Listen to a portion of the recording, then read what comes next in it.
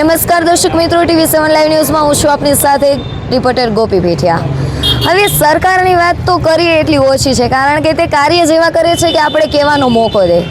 આપણે નવરા ન રહીએ ને એટલા માટે એ લોકો આપણને ફરજ પૂરી પાડવા માટે કંઈક ને કંઈક ફરિયાદો છોડી દે છે। ત્યારે જ્યારે કાર્યવાહીની વાત આવે છે ને ત્યારે આપણી સરકાર ક્યારેક આંધળી તો ક્યારેક બહેરી બની જાય છે, કારણ કે તેને આપણા જેવા સામાન્ય જનતાના અવાજો સંભળાતા નથી। કારણ કે જ્યારે રોડ રસ્તાની વાત આવે છે, ખાડા કપડાની વાત આવે છે, પાણીની વાત આવે છે, ગટરની વાત આવે છે, ત્યારે તે કાંઈ પણ કાર્ય કરતી નથી અને હાથ ઊંચા કરી રહી છે। ત્યારે આપણી સાથે જોડાયા છે આમ આદમી પાર્ટીના તમામ યુવાનો, જે આ કાર્યને લઈને હડતાલ પર ઉતર્યા છે અને સરકારની પાસે માંગ કરી રહ્યા છે કે જ્યારે અમારી વાત આવે છે, જ્યારે સામાન્ય જનતાની વાત આવે છે, ત્યારે સરકાર કાર્ય કેમ નથી કરતી, તેનું કોઈક શું કારણ છે કે જેના લીધે તે કાર્ય નથી કરી શકતી। તો ચાલો આપણે તેની સાથે જ વાત કરીએ અને જાણીએ શું છે તમામ હકીકત। હવે આજે તમે એક દિવસીય પ્રતિક ઉપવાસ કર્યો છે પિયુષભાઈ, તમે જે રીતના અરેન્જ કર્યું છે, તો સૌ પ્રથમ આ કાર્ય કેટલા ટાઈમથી અધૂરું મૂકેલું છે અને તમે કેટલા ટાઈમથી ફરિયાદ કરી ચૂક્યા છો?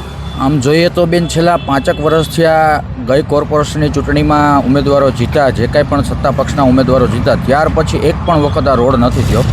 વારંવાર રજૂઆત કરવા છતાં પણ આને આ જ પરિસ્થિતિ ઊભી છે। એટલે અને અમારી ટીમ સાથે આજે અમે નક્કી કર્યું કે ભાઈ આપણે એક દિવસના પ્રતિક ઉપવાસ ઉપર બેસીએ તો આ સત્તાધીશોને કંઈક તો બુદ્ધિ આવશે કે નહીં આવે, એટલા માટે અમે આજે ઉપવાસ કર્યો છે।